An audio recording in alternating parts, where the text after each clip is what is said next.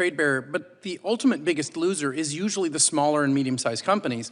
Earlier, we heard a member of this committee just talk about bills here in the United States. The irony of those who supported those bills were also billionaire companies. We joked about the fact that it was the trillionaires versus the billionaires who went to war. And the problem when that happens, if any of you run a small business, is the small guy gets crushed. And what's happening with the DMA in Europe is their desire to put pressure on the US companies means that there are fewer services, fewer features, and less trust are available for the smaller businesses to take advantage of. And that's how we get crushed, and that ends up being a, as you say, a non-tariff trade barrier, because it puts the very companies that could compete with these giants at a disadvantage when they have to meet those new tests. Thank you, and I think that this is going to be an important issue for us to remain focused on as to how we can alleviate these barriers that our companies are facing that honestly are hindering innovation in Europe as well. I yield back. Yield back to the chair. Real clear on the most recent situation. Maybe I'll direct this, Mr. Farage. So Graham Lineman is an Irish citizen who posted something while in America and then gets arrested when he goes to the UK for some, quote, offensive post online. Is that accurate? That is absolutely right. Yeah, that's where this is all headed. That's exactly where this is all headed. The gentleman from California who accompanied us on the trip, when we were so glad that he did, is recognized for 5 minutes. Thank you, Mr. Chair, and I also appreciate being invited on a trip and spending time with you and our ranking member, Raskin. Very informative. Interesting looking at the DMA, winners and losers, unintended consequences. According to a recent report commissioned by the EC, the future of European competitiveness, only 4 of the 50 top tech firms in the world are actually in Europe. As a Californian, I found it very interesting that a lot of the European entrepreneurs move out of Europe, move to the US, specifically California, to grow, and then possibly move back to Europe. I'm a Californian, so the health and welfare, the interests of California firms is interest to me. And seeing hundreds of millions of dollars in fines under DMA's nebulous violations being levied against California firms, money that could be best spent on R&D in many ways, is very bothersome. I care about encouraging California entrepreneurs. We have the most successful entrepreneurs in the world today, yet they are essentially being targeted by the EU and other foreign regulations. California, this money is better, again, invested in creating jobs in California. And by the way, a lot of these firms that are actually being fined actually pay taxes in California. Today, California recently passed up Japan to become the 4th largest economy in the world. California is the number 1 producer of ag products in the world, number 1 in terms of venture capital in the US, number 1 manufacturer. We pay $100 billion more to the US federal government than we get back on an annual basis. So despite all the challenges we have in California, we actually know how to do it right. And surprisingly, our workforce, visa holders from other countries, workforce, undocumented workers from around the world that actually harvest their crops. Manufacturing, we are the top manufacturer in the United States in terms of state. A lot of undocumented workers there. So California, we actually can manage pretty well. The best managed state, I would argue, in the union. So Mr. Reed, I'm gonna ask you, given your association with these small firms, how is the DMA affecting our California firms as they try to grow in the European Union? The ex-ante regulation creates barriers of entry. What do you mean by ex-ante? Explain that to me. In simple terms, it means that the The European Union is determining the behavior before the bad act has happened. It's before it happens. So they're fining before the actual behavior? They're not just even fining, they're setting the rules by which you could be fined. The best way to think about it is they're saying, Mother, may I? If you remember the game Mother, may I? They are asking companies to go forth and say, can we do this? And then the commission says, well, yes, you can, or yes, you cannot. We traditionally in the United States have taken an ex post, meaning, did you deceive someone? Did you lie? Did you cheat? Did you steal? And then you're punished. Unfortunately, the EU is taking a Mother May I approach rather than a punishment approach. And that harms California businesses because it makes it a lot harder to get in the door. Mr. Price, you're from Irvine. Sorry. Yes? Mr. Price? Yes. Tell me a little bit about Irvine. California firms and how the DMA. Well, Irvine, by the way, a lot of biotech, high tech. I think you might be referring to Professor Kay. Mr. K. I'm sorry, go ahead. Mr. K, Irvine. Yes. Yes, I teach at the University of California at Irvine. I actually wanted to respond to two of the points that you're making, in part because... You got about 20 seconds. Go. Thank you. In part because this hearing is entitled as one dealing with censorship, and we're spending quite a bit of time talking about defending companies. And two things I just wanted to mention. One is the DMA doesn't specifically discriminate against American companies any more than it does against California companies. And the second is that I think it's important to think about the other Mr. Price, what would you say to that? In relation to discrimination, yes, they've designed the rules in such a way that they almost perfectly encompass American companies, particularly under the DSA. So if you're setting the rules and they just happen to throw a net over a particular target group, I think you can legitimately infer from that that that was the intention. The intention was discrimination? The intention is to throw a dragnet over U.S. companies and turn them into a... The intention is discrimination against American firms. That's precisely what the outcome is. Thank you very much, Mr. Chair. And before I yield, I also have some articles I'd like to submit for the record, if I may. Yep. Letter by Chairman Fitzgerald and myself to President Trump, dated April 9th of this year, outlining our concerns with the Digital Marketing Act. Second, report by European Commission, dated September 24th, the future of European competitiveness, which is failing to translate into innovation.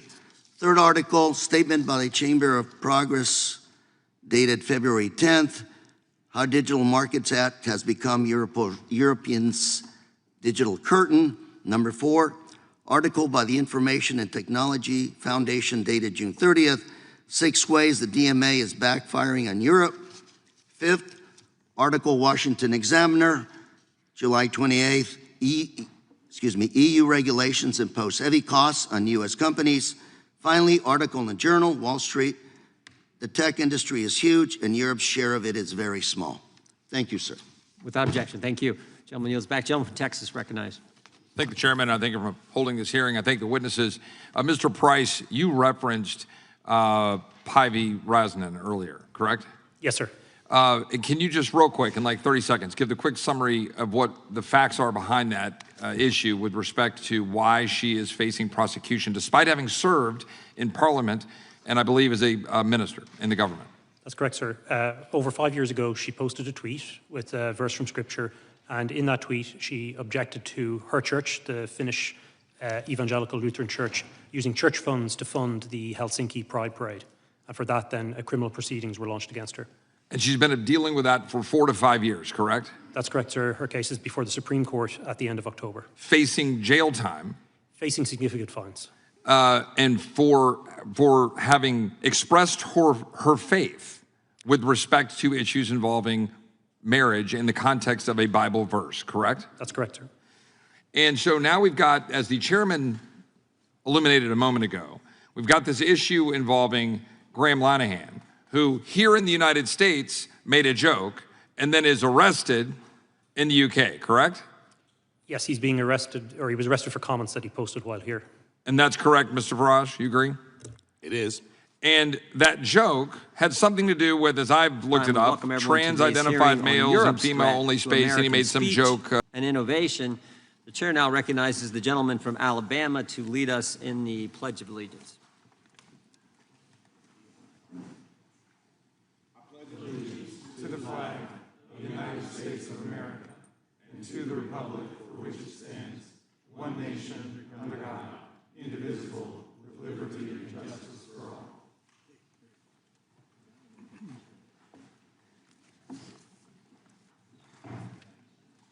The chair is now recognized for an opening statement, and then we will move to our to the ranking member's opening statement, and then our witnesses will get 5 minutes. I want to just take an opportunity, maybe before I even do an opening statement, to welcome everyone back. Hope everyone had a good break. The ranking member and I, along with a few other members, Mr. Kiley, Mr. Fitzgerald, Mr. Correa, I think Mr. Swalwell and Ms. Crockett all had a wonderful visit to, and Mr. Cohen, to Europe, where we talked about this issue, and we learned some, I think, some valuable information. And so we look forward to today's hearing and hearing from our witnesses. But first, you got to listen to the chairman and the ranking member talk. On August 12th of last year, Thierry Breton wrote Elon Musk a letter. Thierry Breton's the commissioner in charge of enforcement of the Digital Services Act and the Digital Marketing Act. In the very first sentence, the guy in charge of enforcing this legislation passed by the EU writes this: "Dear Mr. Musk, I am writing to you in the context of recent events in the United Kingdom and in relation to the planned broadcast on your platform, X, of a live conversation between a U.S. presidential candidate and yourself." So think about it. The guy in Europe in charge of enforcing a European Union law writes an American about an American company, about an American election, and he says the context for the letter, the reason for the letter, are events that are happening in the UK, a non-European Union country. That's not Europe trying to influence what happens here. I don't know what is. He goes on throughout the letter and says this: measures need to be taken to combat disinformation. He said this to Mr. Musk. We're concerned about any, quote, illegal content you may have. And he ends his letter by saying, my services and I, very last sentence, my services and I will be extremely vigilant to any evidence that points to breaches of the Digital Services Act and will not hesitate to make full use of our toolbox. So he ends the letter with a threat. So before the interview even takes place, he's threatening an American running an American company about an interview regarding the most important election we have, election of the President of the United States. And again, saying the reason for doing so are events that are happening in a non-European Union country, the UK. Comments about events happening in the UK. Concerned about this, quote, spillover effect. That is why we're having today's hearing. That's why we went to Europe last month, or actually in July, to study this issue. Now, here's what's interesting. Mr. Breton, after he sends this letter, this committee sent him 2 letters, and then he suddenly resigns. We asked him to come today, but he refused to come. We asked him to send written testimony. He refused to do that. We asked him to appear. He just wouldn't come. I think it's important to remember what the House Judiciary Committee did last Congress. We investigated our government, the Biden administration, their attacks on free expression here in the United States. What Michael Schellenberger journalists called the censorship industrial complex. Big government, big tech, big media, big academia, all working together to censor Americans. And we learned all kinds of things in that investigation. We learned on April 27th of 2022 that the Biden administration had established a disinformation governance board.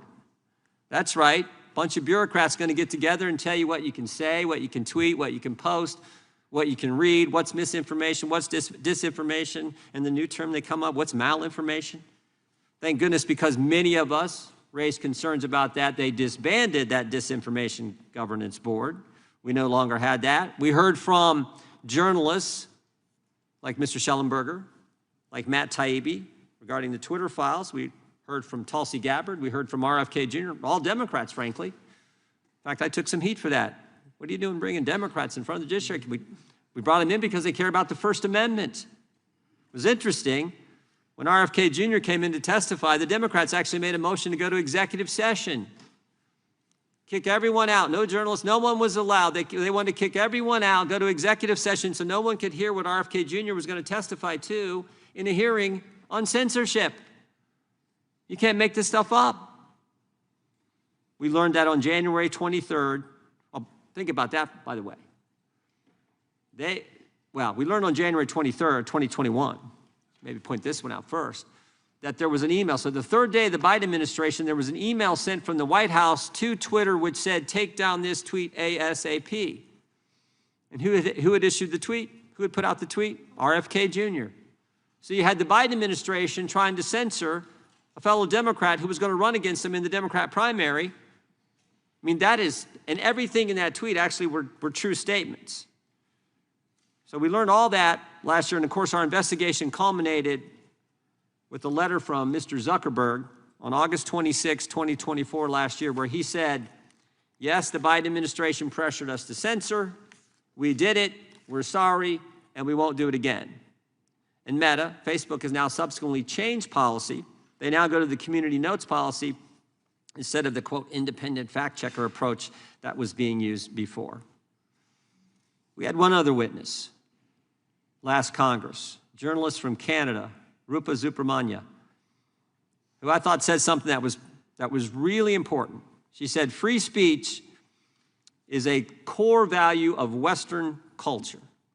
And that is true, and that's what our concern is. We're concerned about the attacks on free expression in Europe, the censorship, the arrest for offensive posts, the chilling effect it all has on speech, but we're more concerned, frankly, as Americans, about the limits the DSA, the Online Safety Act in the UK, put on Americans' First Amendment rights, and the shakedown, and I think that's the appropriate term, the shakedown of American tech companies under the DSA, the OSA, and the Digital Marketing Act Digital Markets Act in the European Union.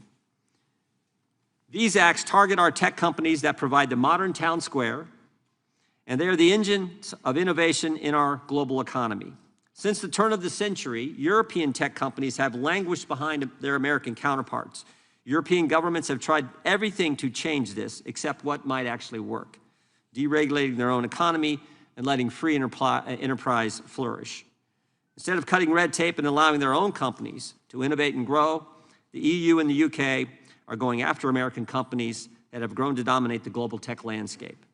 Regulations like the EU's Digital Markets Act and the UK's Digital Markets Competition and Consumers Act impose burdensome requirements on US tech companies while leaving their European counterparts untouched. But these attacks on American companies won't result in a so-called European champion. Instead, China wins as Europe hurts both itself and America. They make the user experience worse. They distort the digital marketplace by allowing less innovative and less efficient foreign competitors to simply steal from US tech companies. In addition to attacking American tech companies, Europe is attacking free speech around the world, including here in America. Laws like the Digital Services Act and the Online Safety Act are the engines of global censorship regime targeting political speech disfavored by European bureaucrats. The censorship mechanism is simple. The DSA and the OSA effectively require social media platforms to change their terms of service to moderate more content. These companies have one set of standards that they apply globally because it's costly, impractical, and harmful to user privacy to change content moderation rules based on the user's location. So when platforms are forced to change their terms of service to comply with European laws, it affects what we see, what we read, what we say online here in America, infringing on Americans' First Amendment rights. And this is no accident. Even the New York Times, The Atlantic have acknowledged that these foreign censorship laws are intended to have global impact. And European actions have proven it. Again, just look at Mr. Breton's letter. Supporters say these laws make the online environment safer for children, something that we all agree with. We all want to protect kids. But censorship laws are never about disinformation or child safety or anything else. They're always about censoring criticism of the government. Social media is a relatively new technology, but censorship is as old as time. Misinformation, disinformation, hate speech labels are always used by the people in power to censor their critics. And my experience has taught me that today's misinformation is tomorrow's truth. And we have seen it time and time again. I always like to point out, everything the government told us about COVID turned out to be wrong. Everything our government told us about COVID. I'm not even talking about Europe here. Everything. They told us that the virus didn't come from a lab. Sure looks like it did. They told us it wasn't gain-of-function research done at the lab. Yes, it was. They told us it wasn't our tax money used at the lab. Yes, it was. They told us vaccines They told us that the vaccinated can't get it. They told us the vaccinated can't transmit it. They told us masks work. They told us 6 feet social distance was based on science. And they told us this was the first virus in history where there's no such thing as natural immunity. They were 0 for 8. And yet they're going to define with some disinformation governance board what we can say, what we can tweet, what we can read, what we can post. You got to be kidding me. As RFK Jr. testified before our committee, never forgot what he said. He said, when you look at history, it is never the good guys who are for censorship. It is always the bad guys, and that's our concern. We need debate. The best way to answer bad speech, wrong speech, stupid speech, crazy speech, even hate speech is more speech. We need the First Amendment. Our committee will continue to move legislation that protects free speech from threats, including threats from abroad. And with that, I now recognize our ranking member for his opening statement. Thank you kindly, Mr. Chairman, and welcome to our witnesses. I imagine that in a hearing about threats to freedom of speech abroad, we might hear from a Russian dissident about Putin's massive violations of political freedom, or the death of Alexei Navalny in prison, or perhaps a Chinese pro-democracy activist about President Xi's attacks on free speech in Hong Kong, Tibet, Xinjiang, or the persecution trial of Jimmy Lai. Or maybe a journalist about the Saudi Crown Prince's assassination of Jamal Khashoggi, the Washington Post writer who demanded freedom from religious persecution and oppression in Saudi Arabia. But no, the dictators of the world have got nothing to fear from this hearing. The Republicans called it to attack our democratic allies in Europe. The star witness is not a human rights leader like Navalny, but a far-right, pro-Putin politician who leads the UK Reform Party, a party that has 4 members out of 650 members in the parliament. He calls England an authoritarian regime, while saying that Vladimir Putin is the world leader he admires the most. Well, this hearing mimics Vice President J.D. Vance, who went to the Munich Security Conference in February, and in the first 2 minutes of his speech, whitewashed the world's leading autocratic regimes, proclaiming that the threat that worries him is not Russia. It's not China, he said, but rather it's our European allies. Amazing. Republicans are promoting far-right parties in Europe, like Alternative for Deutschland, Reform UK, and Rassemblement National Français, and ignoring massive repression in Russia, China, Pakistan, Saudi Arabia, and among all the autocrats of the world. Republicans are vilifying European liberal democracies simply for engaging in the kind of line-drawing exercises that we Americans engage in under our First Amendment with respect to the epidemic of child pornography, protecting children from other harmful content, defamatory speech, online scams and false advertising, and speech inciting riots and imminent lawless action. All forms of speech that the First Amendment does not protect and whose tricky contours must still be drawn by law. We could have a meaningful hearing on this complicated subject, but this hearing is just a drive-by hit against a strong Democratic ally to benefit a Donald Trump sycophant and wannabe. But it's even worse than this. Not only are our colleagues ignoring intensifying repression in the world's dictatorships, they're also trying to distract the world from the attack on freedom taking place right here in America every single day. Americans aren't worried about the EU or the Online Safety Act in the UK. We're not worried about white nationalists not having enough license to incite lynch mobs to set immigrants on fire in their bedrooms. Americans are worried that Donald Trump is working to rewrite and whitewash American history in our museums, our textbooks, and our national parks, to destroy PBS, NPR, and public broadcasting, to ban books in our libraries, and to censor any news stories critical of him by installing political henchmen in private broadcast rooms. Americans know that academic freedom is in danger when the administration cancels and withholds billions of dollars in scientific and medical research funding from American universities, even for urgent life-saving studies about breast cancer or heart attacks, as a way to force schools to impose government orthodoxy on curriculum, hiring, admissions, and any student and faculty speech that MAGA considers politically incorrect. Americans see Trump trying to harass, intimidate, control, and shut down the press like ABC, CBS, NBC, NPR, and PBS. The Republican-controlled FCC essentially blackmailed media companies Skydance and Paramount into agreeing to install a spy, a monitor, a minder, I think the Brits might say, to police CBS news programs to make sure that they are being sufficiently Trumpy in giving us the news in order to get approval of a merger from FCC. Meanwhile, Trump sued 60 Minutes and CBS personally for $20 billion for the frivolous cause of action that he thought an interview with Kamala Harris was edited too favorably, and then walked away with a cool $16 million in a shakedown settlement for his library, all part of a now familiar pattern. When Trump doesn't like the news, he sues the broadcaster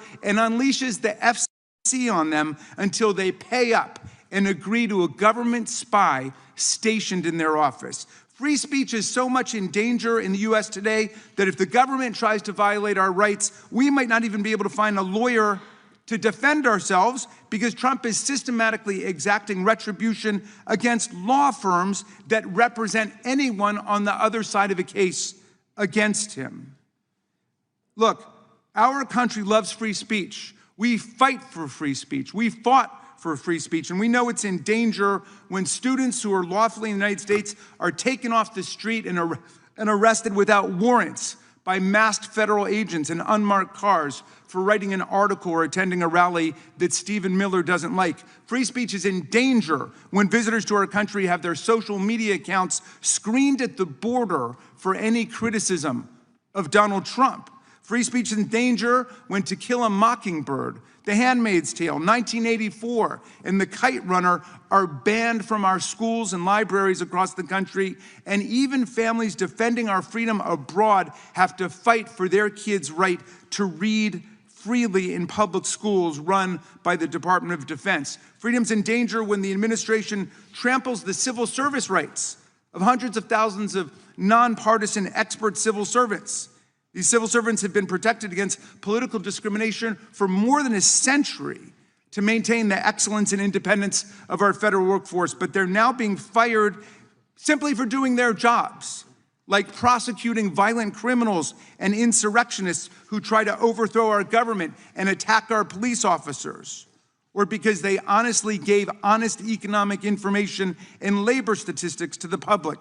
These honorable civil servants are being fired because they won't be the political hacks Trump demands that they be. When private comments made by federal employees are scrutinized for anti-Trump bias and they can lose their jobs because of it, then we've entered the realm not just of Vladimir Putin, but of Joseph Stalin. Now, Mr. Trump and Mr. Farage both claim they're protectors of free speech, but they only want to protect speech they agree with.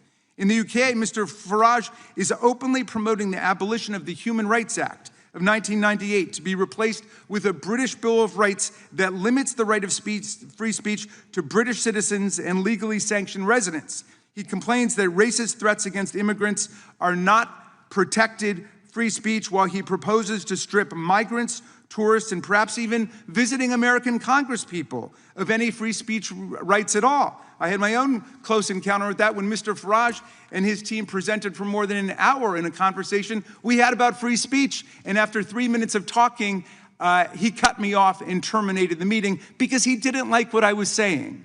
That's the kind of free speech he's committed to. There is a free speech crisis in America today, but there's no free speech crisis in Britain. UK Prime Minister Keir Starmer has not shut down GB News, where Mr. Farage has his own show, just because Mr. Farage has used his airtime to call for banning peaceful protests that he disagrees with. No one has stopped him from going on Russian TV 17 times and saying also and repeating that the one world political leader he most admired was Vladimir Putin, even though Vladimir Putin is a war criminal and a dictator who has regularly interfered in other countries' democratic elections. No one has stopped Mr. Farage from parroting Putin's absurd talking points, like when Farage claimed that NATO, the US and Britain, provoked this war in Ukraine.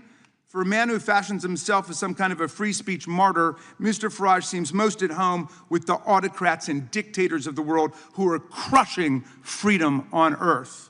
Mr. Farage wants to get rid of the Online Safety Act in his country, a law shepherded by the Conservative Party and implemented by the Labor Party, which bans child pornography online, protects children from harmful content, forbids non-consensual pornography and other unlawful content. He should go and advance the positions he's taking here in Congress today in Parliament, which is meeting today, if he's serious about it. To the people of UK who think this Putin-loving free speech imposter and Trump sycophant will protect freedom in your country, come on over to America and see what Trump and MAGA are doing to destroy our freedom, kidnap college students off the street, ban books from our libraries, militarize our police and unleash them against our communities, take over our universities, wreck our professional civil service, and turn the government into a money-making machine for Trump and his family. You might think twice before you let Mr. Farage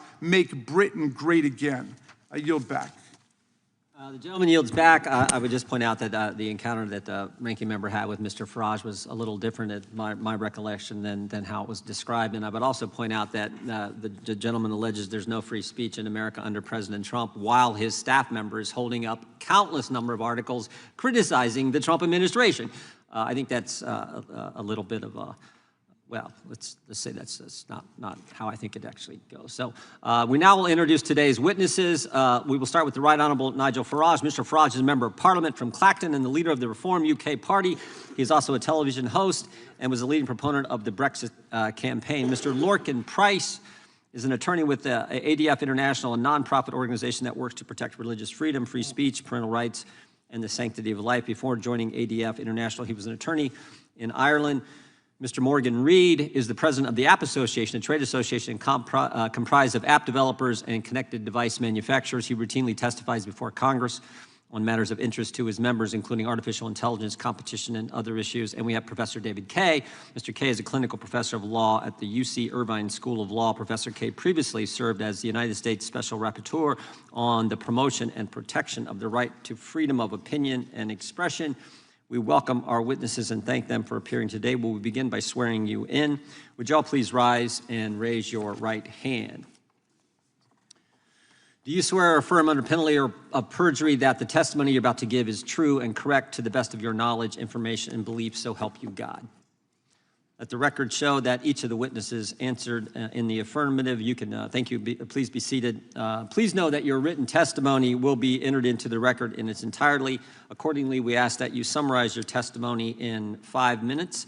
I think we'll just go down the line, and we will start with Mr. Reed, then Mr. Price, Mr. Farage, and then Professor Kaye. So, Mr. Reed, you're recognized. 5 minutes. My name is Morgan Reed, and I'm the president of ACT, the App Association. Our members are small and medium-sized tech companies from your districts and around the world. We build and sell the apps and the products you love. If you're scheduling a haircut, tracking your productivity at work, or using online tools to train your employees, it's likely one of my members made that happen. I'm here to tell you that our European members are just as good, just as smart, and just as entrepreneurial as our American members.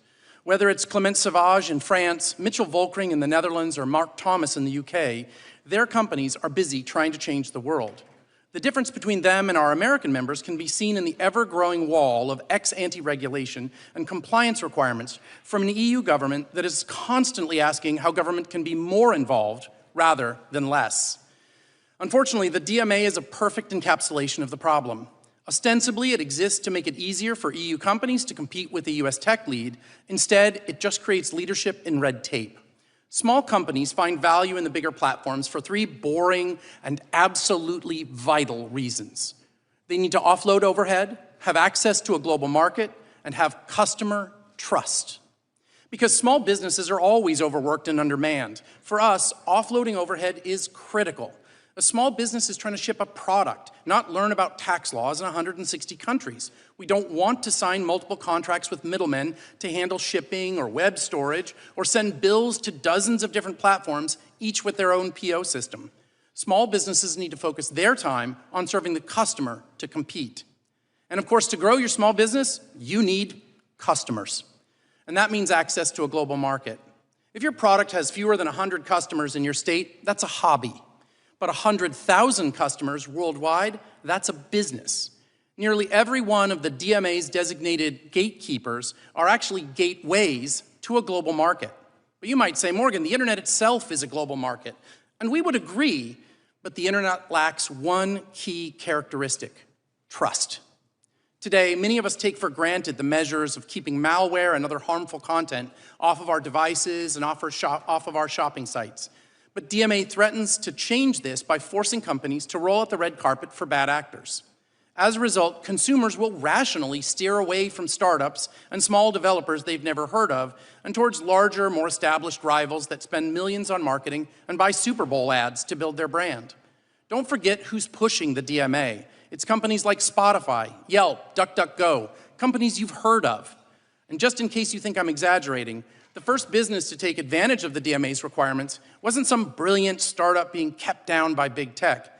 It was an app called Hot Tub, a porn aggregator that can now be sideloaded and could even operate without parental controls. This is the most damaging aspect of the DMA. By forcing the gatekeepers to remove features or capabilities that would keep bad actors off your smartphone and out of your wallet, the DMA demands the world adopt a flea market model, where anybody with a plastic folding table and some boxes that fell off the back of the truck are given the same access to consumers as legitimate businesses.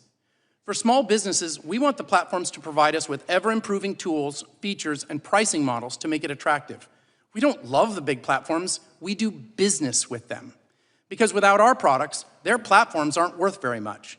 Without their tools, our overhead goes up, our speed goes down, and trust goes out the window. If we have any ask of the platforms, it's for them to do more, not less. We want them to do more to reduce overhead, more to protect our intellectual property, and do more to maintain those trust relationships. And into this relatively straightforward business arrangement, Europe has injected regulatory walls like the Digital Markets Act, the Digital Services Act, the Online Safety Act, our old friend GDPR, and the newest edition, the AI Act. These laws aren't there to lower friction. They are, as Teresa Ribera at the European Commission puts it, focused on creating a culture of compliance. That's a quote. While an ever-thickening wall of overlapping regulations is exactly what compliance lawyers want, it's not what innovators want. It's not what small businesses want, and it's not what customers want. We ask you to reject the European regulatory culture and instead focus on a culture of opportunity and innovation. Small businesses never succeed if we can't beat the red tape. Thank you very much for your time, and I look forward to your questions.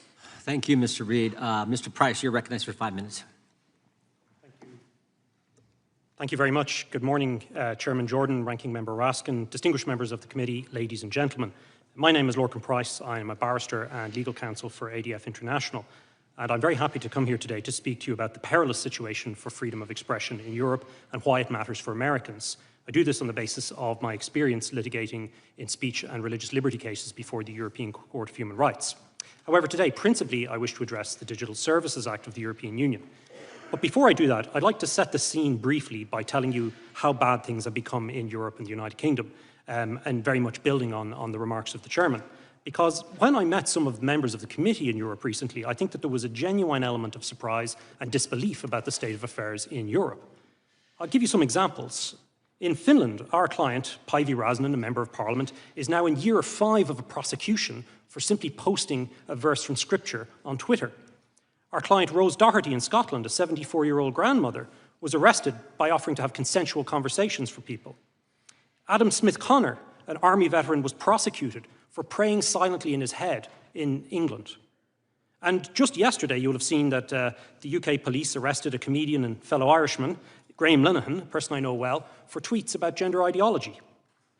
German pensioners are having their homes raided and are being prosecuted for insulting politicians. Indeed, one member of the Green Party in Germany has over 700 criminal complaints outstanding for insult. What's happening in Europe is, as Vice President Vance said on St. Valentine's Day in Munich, a serious retreat from a fundamental value, that of free speech. It's a sign that our European political elite has lost control of the narrative, and the Digital Services Act is the response to that, an increasingly desperate attempt to suppress growing public discontent. Why should this matter for Americans? Why should you be concerned? Because of the worldwide reach of European law, the so-called Brussels effect changes regulation in every area that the European Union chooses to regulate. And now they've entered the business of regulating speech. And they're very proud of the Brussels, or the so-called Brussels effect when you ask them about it. This new EU law is essentially an anti-speech law. And when you read the case law of the European Court of Justice, statements from senior officials, and the provisions of the Digital Services Act, you can see everything is there to create a digital censorship industrial complex. We see a whole structure of trusted flaggers, codes of conduct on so-called hate speech and misinformation, content moderation for so-called systemic risks. Much of this is hidden in bland technocratic language in the DSA, and our written submissions go into some of the problems associated with it. But it constitutes nothing more than an attempt to bring Brussels regulation of speech onto a global stage. Furthermore, when the European Union is now negotiating trade deals, including with your neighbours to the north in Canada, they insist that the Digital Services Act is part of that. So it's very clearly a global intent. It means that the European Union will set the global standard when it comes to speech. And because of the laws that I just outlined in Europe, the type of prosecutions we're seeing, it's an extremely low standard. It draws, I would suggest to you, a digital curtain where once there was an iron curtain. And US companies bear the brunt disproportionately of this. They're hijacked by the DSA to become essentially the EU's global censorship police, whether they like it or not. The DSA contains expansive powers of investigation, huge compliance costs, and crippling fines if they're found to be non-compliant for removing so-called illegal content. Indeed, I commend your committee's report recently on showing the bias at the heart of the system. As we speak, companies are having to make a decision, an invidious decision between whether or not they defend German pensioners criticising politicians or they comply with the European Commission and with national laws. We know from COVID censorship which is the most likely route they take. Compliance is easier and cheaper, but it is not good for speech. Indeed, yesterday I was just informed by a senior lawyer for a major US company that the Germans are prosecuting a 14-year-old boy for a mild online post. They want the identity of another post outside Germany, and they've launched criminal proceedings against US employees of this company for refusing to pass over the identity information. That's the attitude we're dealing with. We've seen it from Thierry Breton, from others in the European Commission. They want this censorship power and they want it globally. The digital square is one of the great gifts from the United States to the world. It has been transformative for our political discussion. But the EU wants to make itself the sheriff of the square, and it's armed itself with powerful tools. And there are more to come, unfortunately, including the Democracy Shield. I agree with Ranking Member Raskin that it is sad when close allies and democracies do this kind of thing, and we must call them out for it. We must take a stand against this new censorship wave. Democracy requires free speech. I'm looking forward to our discussion and any questions you may have. Thank you, Mr. Price. The Right Honourable Member of Parliament, Mr. Farage, is recognised. Well, thank you very much indeed. Good morning, everybody. Thank you, Chairman Jordan, for inviting me here today. And it turns out, with news in the last 48 hours, to have been really rather timely. I'm delighted to reacquaint with the charming Mr. Raskin. That was delightful testimony you gave me earlier on with your speech. But hey, that's fine. You can say what you like. I don't care. Because that's what free speech is. And in a sense, this has all been going wrong now for a couple of decades. We've kind of forgotten the Voltairean principles that we'll fight and defend to the death your right to say something that we fundamentally disagree with. That is the absolute foundation, if you think about it, of free speech, of democracy, of living in freedom. It's kind of why we fought 2 world wars at massive, massive cost to defend that very principle for ourselves and for many, many others around the country. And I first became worried about all this with cancel culture. You know, the idea that we can't have this speaker go to a university because some people might be offended by what he or she have to say. It is important to note that there is not a parent in the United Kingdom, and I would guess it's the same for America too, that is not concerned about content their children as minors can find on the internet. Not a single parent that is not concerned about this. But at the moment, we're not finding the right solutions. I do myself begin to think that hardware might be one of the solutions. That laptops, that handsets could be programmed so that many, many apps and many, many services simply aren't available from these devices. But what we've done is to go down the legislative route And it's extraordinary that, you know, I come from the land of Magna Carta, I come from the land that gave us the mother of parliaments, and it doesn't give me any great joy to be sitting in America and describing the really awful authoritarian situation that we have now sunk into. J.D. Vance did us all a service at the Munich Security Conference back in February this year. He really got this debate up and running, and it's a vital one. We've run on since then. The Online Safety Act was put in place by the last Conservative government. I don't doubt for a minute they're good intentions, but sometimes the road to hell is paved with those good intentions. And we are now where we are. We have a couple of very famous cases. We, of course, have Lucy Connolly, who put out an intemperate tweet after the savage murder of those 3 beautiful young girls, she herself, a mother who had lost a child. It was intemperate, it was wrong, but she removed it 3.5 hours later, sentenced to 31 months in prison. She's now out, having served 40% of the time. I wanted to bring her with me today as living proof of what can go wrong. Sadly, the restrictions that have been put on her banned her from making the trip, which is a very, very great shame. And we, of course, have the extraordinary events that we understood yesterday of Graham Linehan, the comedic writer, and he put out some tweets months ago when he was in Arizona, and months later he arrives at Heathrow Airport to be met by 5 armed police. Armed police, not a big deal in the USA, a very big deal in the United Kingdom. 5 of them. And he was arrested and taken away for questioning. He's not even a British citizen. He's an Irish citizen. This could happen to any American man or woman that goes to Heathrow that has said things online that the British government and British police don't like. It is a potentially big threat to tech bosses, to many, many others. This legislation we've got will damage trade between our countries, threaten free speech across the West because of the knock-on rollout effects of this legislation from us or from the European Union. So I've come today as well to be a klaxon, to say to you, don't allow, piece by piece, this to happen here in America. And you would be doing us and yourselves and all freedom-loving people a favor if your politicians and your businesses said to the British government, you've simply got this wrong. At what point did we become North Korea? Well, I think the Irish comedy writer found that out 2 days ago at Heathrow Airport. This is a genuinely worrying, concerning, and shocking situation, and I thank you for the opportunity to come here today. Thank you, Mr. Well said. Thank you, Mr. Farage. Professor Kaye, you're recognized for 5 minutes. Chairman Jordan, Ranking Member Raskin, members of the committee, thank you for the invitation to appear before you. I ask that my written statement be entered into the record. My name is David Kaye. I'm a law professor at the University of California, Irvine, where I research and teach in international law. I know something about censorship. From 2014 to 2020, I was the United Nations Special Rapporteur on Freedom of Opinion and Expression.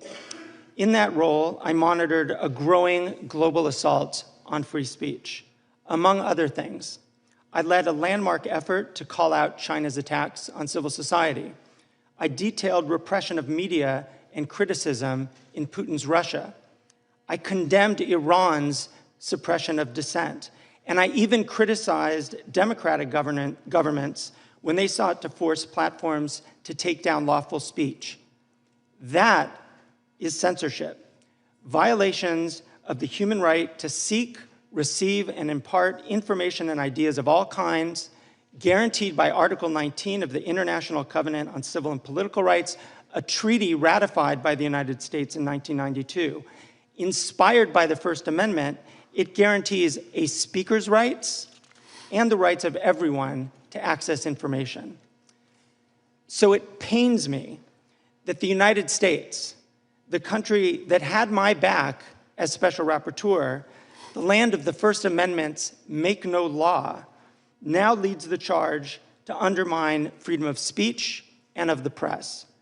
The threat is real, live, and I think shocking given our nation's historic commitments. The administration follows a well-worn path. A few examples. The silencing of scientists and public health officials. Just last week, the head of the CDC was fired because she would not agree to change her conclusions about vaccines. The administration has scrubbed websites that doctors and parents use to make decisions. Censoring and punishing speech of visitors. In visa interviews and at the border, there are increasing reports of officers screening visitors according to their social media activity, or detaining and deporting based on speech and op-eds. And the repeated assaults on the media, as we've seen attacks on public broadcasting, frivolous lawsuits against media outlets, and the decimation of Voice of America. This is the tip of an iceberg of censorship that should concern this committee and every American. Yet US officials who claim to be free speech warriors are spending their time looking abroad. Now, I know of nobody who argues that EU and British laws on speech are perfect. Still, the EU Digital Services Act and the UK Online Safety Act respond to problems both sides of the aisle in Congress have found serious but have yet to address: the enormous, opaque, and unaccountable power of a small number of massive tech companies over our information environments. The EU answered the question of massive platform power not by claiming new powers to take down content or accounts. It adopted new rules to empower users, including by requiring notice and an opportunity to appeal content moderation decisions. The Online Safety Act, championed by Labor and conservative parties, was widely popular as an attempt to hold big tech accountable. It does have elements that concern me. Yet whatever faults it might have, it, like any other British law, is subject to legal challenge and review by courts for any violation of fundamental rights, just as we would expect of any democracy. Neither established censorship regimes. I encourage members of this committee to consider two things. First, instead of criticizing allied democracies, consider the kinds of content online that you find objectionable. Maybe it's anti-Semitic or Islamophobic content, misogyny, child endangerment, content glorifying terrorism or inciting violence. How do you propose to address those in a way that is consistent with free speech values? That's not an easy question, and it can't be waved away with just 3 words: because free speech. The EU and the UK have made their choices, subject to democratic judicial oversight, and acting in good faith. I think this committee could do the same. Second, this committee has the obligation to protect Americans' freedom of expression here at home. The administration is putting freedom of expression under direct attack, and I think oversight and constraint from this committee would make quite a bit of sense. That, I would respectfully submit, is the real threat to American speech and innovation, and I look forward to your questions. Thank you. Thank you, Professor. The chair, we'll now proceed under the 5-minute rule. The chair now recognizes the chairman of the subcommittee, Mr. Fitzgerald. Thank you, Chairman Jordan. Well, one of the things we found out on our trip through Europe was that the U.S. innovates, China duplicates, and now the EU regulates. Mr. Reid, I have a question for you first. Reports estimate that complying with the EU's Digital Marketing Act, the DMA, could cost American companies up to $1 billion every single year. That's not just a number on a page. Those costs ultimately fall on American workers, who will see fewer jobs, on consumers, who will face higher prices and fewer choices, and on entrepreneurs, who will have a harder time competing against subsidized foreign rivals.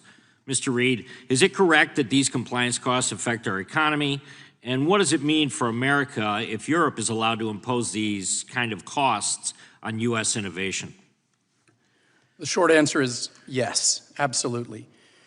The more detailed answer is that, unfortunately, that Europe has taken an ex-ante approach to regulation. The United States has always done well with an ex post.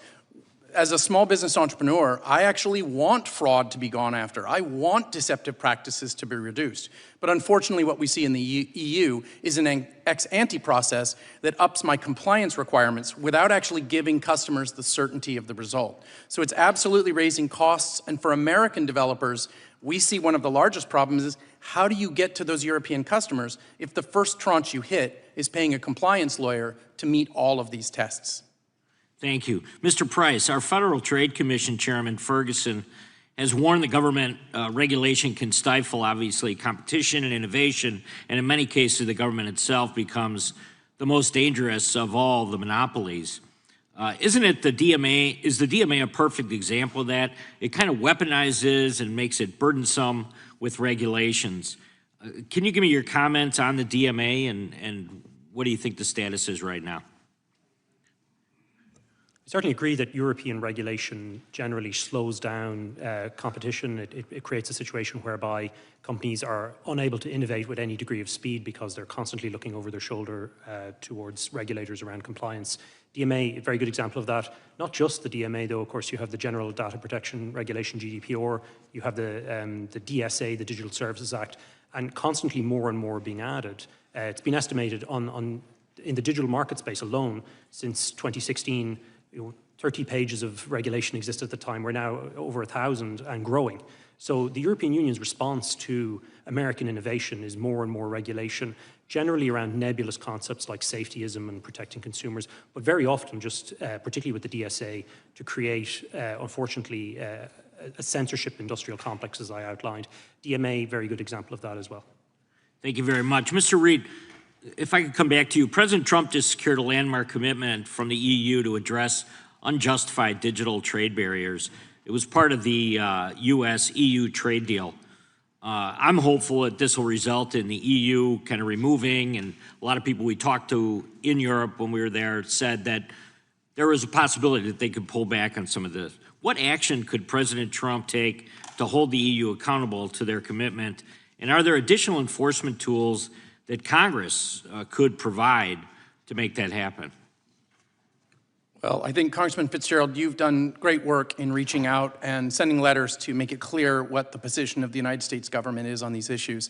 The reality is that the Europeans themselves, through the Draghi report, are recognizing that they have done a lot to harm those very same industries. We're hopeful that the United States can continue to use the careful power and the careful discussions through our trade negotiations and other actions to get them to step back. But we're here to talk about free speech, and so one of the things I would point out is we want the small businesses in Europe to also be able to speak and say, hey, we need these regulations pulled back. So just to follow up to that then as well, a 2024 staff report by the Housing Oversight Committee found that FTC Chair Lina Khan was using taxpayer dollars to send agency quote-unquote liaisons to the EU to assist with the implementation of the Digital Markets Act.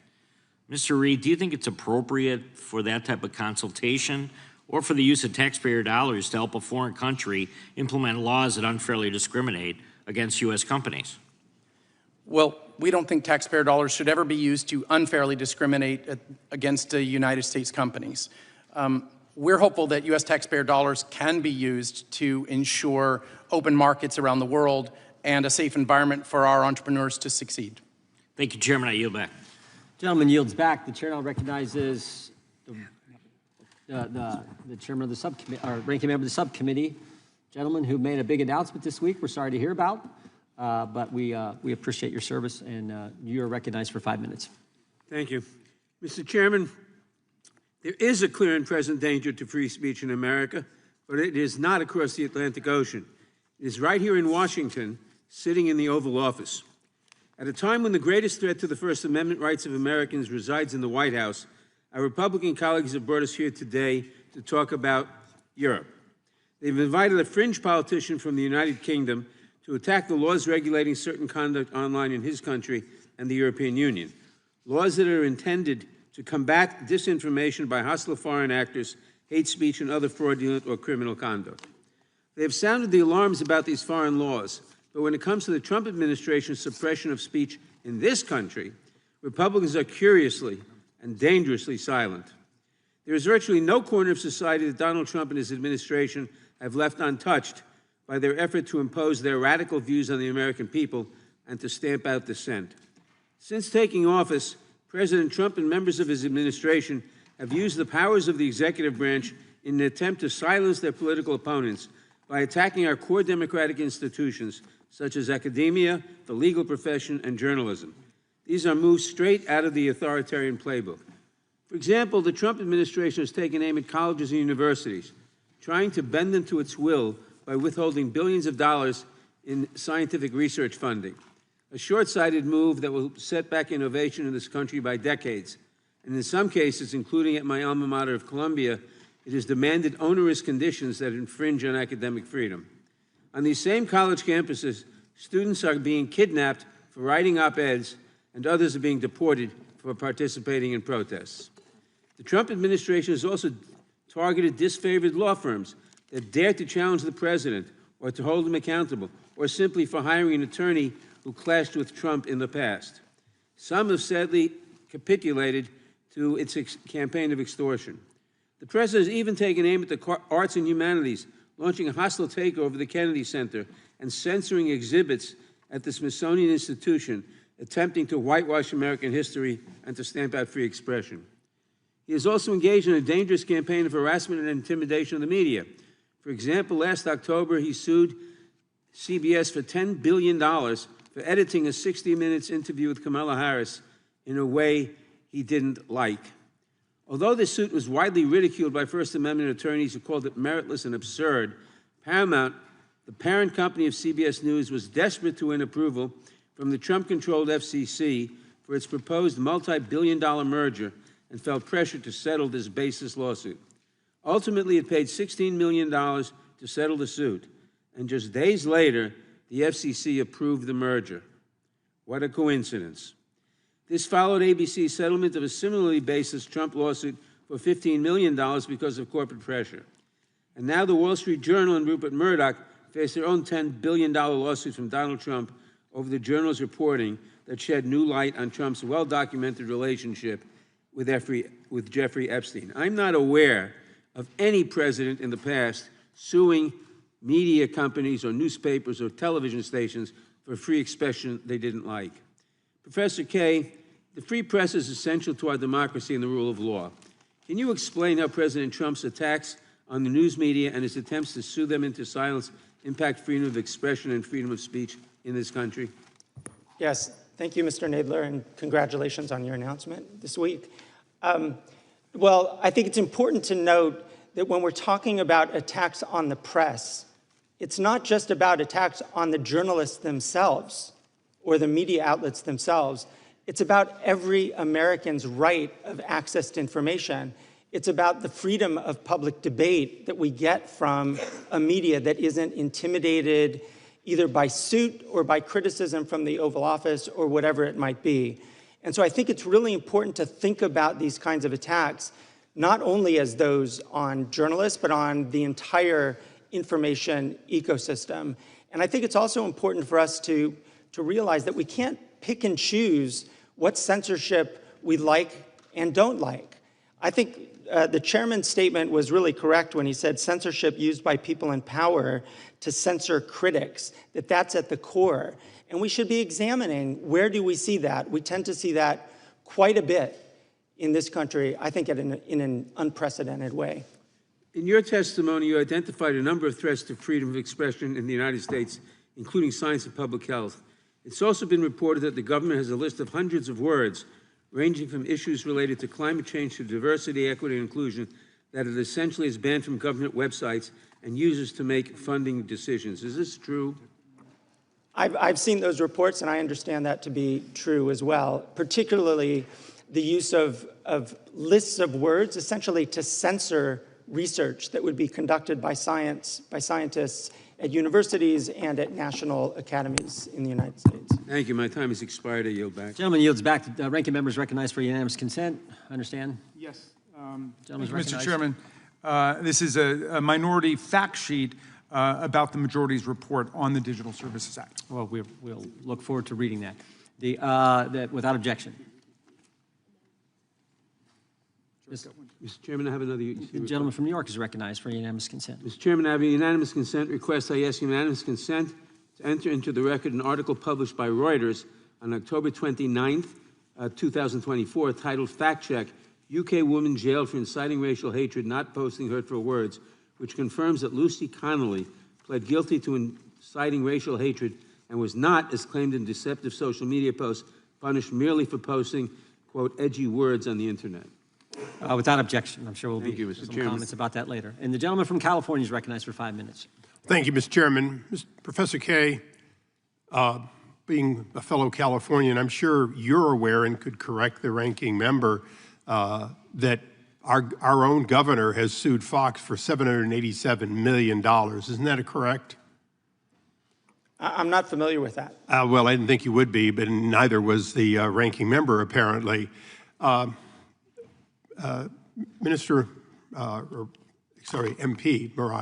Farage, do you have the equivalent of what the Professor Kaye was talking about, which is the Article 19? You're a signatory to that, that international convention, if you will, on free speech.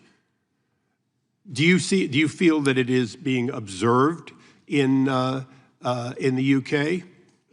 Maybe a signatory to it, and we may. And the Prime Minister, today in the House of Commons was talking about free speech, and indeed when President Trump was with him in Scotland the other day, he talked about our proud history of free speech, but what people say and what they do are two very different things. And the argument is that the Online Safety Act, I'll repeat what I said earlier, may have been designed by the Tories with the best of intentions, but has turned out to be the sledgehammer that misses the nut. It's not protecting kids, and it is damaging. So now, going back to the United States, you don't have a constitutional framework that is the equivalent of ours in that you have no First Amendment absolute guarantee. Is that correct? It is correct. Our Constitution isn't in written form. It's based on common law that's evolved and adapted over centuries, and your founding fathers looked at the best bits that we had. So it appears in Europe and in the UK, free speech is whatever the bloody members think it is at a given time, and it changes with the will of the people they elect. Is that right?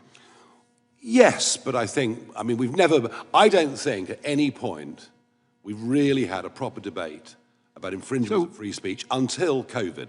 And I think COVID changed the game. Okay. I think the government, social media platforms, big media, suddenly there were arguments that needed to be made that were banned. So, Mr. Reed, to your knowledge, and I would go to the professor, but he seems to be ill-informed even on our own governor's lawsuits. First Amendment. In the United States, you can sue for anything. Do you often win if you sue against institutions like Fox, Wall Street Journal? Isn't it true that effectively the First Amendment creates a tremendous shield against anything except malicious, deliberate lies?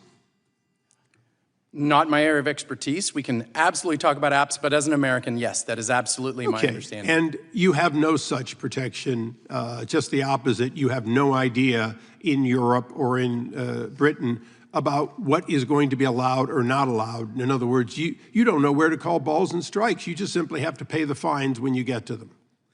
Well, I only carry one passport, so I'm more aware of the American laws, but that is my understanding correct. Okay, now, we do have a First Amendment, and we are a signatory to Article 19. So I'm going to go a little bit into opinion. Now, I'm the author of No Censorship on Our Shores, meaning, Mr. Price, I know you're familiar with it, I'm not going to tolerate censorship overseas and then have those people come to the United States. Now, Professor Kaye may object to the idea that I'm not going to let people who have been involved in censorship come into the United States because I think it's unacceptable to get away with that overseas. But let's be reciprocal for a moment for Mr. Reed and for everyone. If we're seeing Europe and the UK and other countries stifle what we are guaranteed in the US, and particularly arrest somebody for what they said while on US soils, shouldn't this administration be just as strong and reciprocal that we will not tolerate that activity even off our shores? And isn't that ultimately what the United States must make available to the world, essentially guarantee the First Amendment to anyone, anywhere, if they want to do business with the United States? Mr. Price. The leadership of the United States on this issue this issue has been transformative for the discussion in Europe. And from the President, Secretary Rubio, and the Vice President, they have transformed the issue, and I hope more comes. So, to the fringe parliamentarian, as you were called, and probably the future Prime Minister, what say you?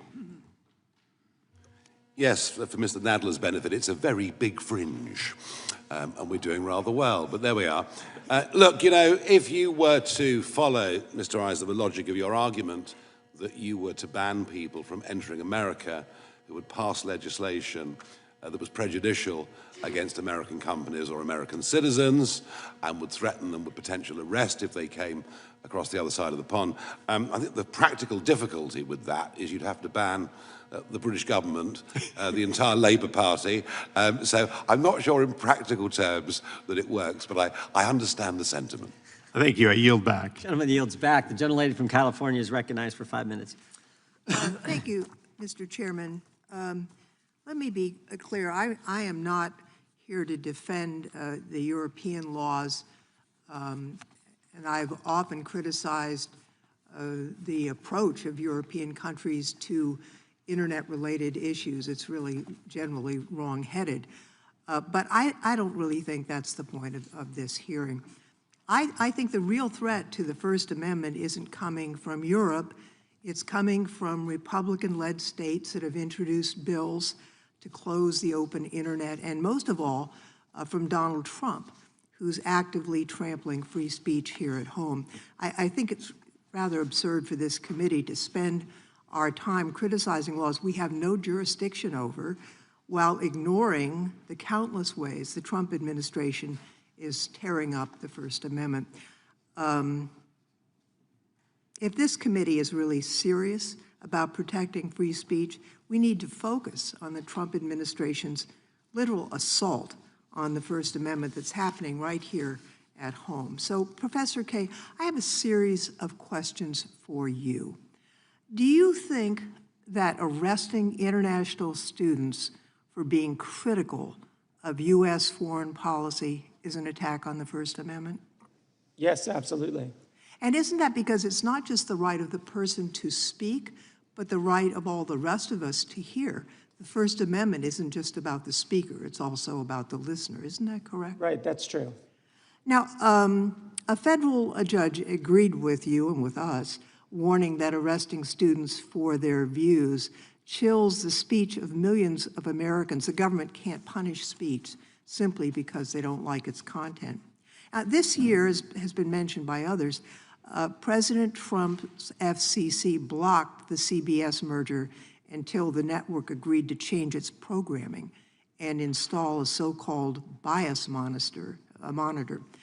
The head of 60 Minutes resigned, saying he could no longer make independent decisions about the news. Doesn't that sound like a violation of the First Amendment's guarantee of a free press? It does, and I think it's important to underline that restrictions on free speech don't come just from a law or the police outside your door. It can come from a whole network of intimidation, of public attack that really does chill speech, including the kinds of attacks that lead to deportations of people who are here just to study. Since January, the Trump administration has revoked over 6,000 student visas because the speech of these students didn't align with what Trump agreed with. And now they're doing the same to immigrants who are applying for citizenship. Does that raise First Amendment concerns, do you think? I think it raises First Amendment concerns, but it's also, in a broader way, it's raising concerns about our tolerance of dissent, of this government's tolerance of criticism. And not everything is specifically about the First Amendment and the ability to enforce it in our courts. Sometimes it's about leaders in our country actually promoting a culture of open debate and open access to information. The very things that we've heard a lot about already this morning, a kind of marketplace of ideas that some people still talk about, that's not just about what the law provides, that's also about how our leaders behave towards that kind of open debate. The Federal Trade Commission held up a merger of two major advertising firms, Omnicom and Interpublic, until they agreed to run ads on X, essentially a government-ordered gift to Elon Musk. Isn't that a blatant violation of free speech standards, forcing private companies to promote speech they otherwise wouldn't? It's certainly a kind of extensive use of the term of jawboning that has come up over the last several years.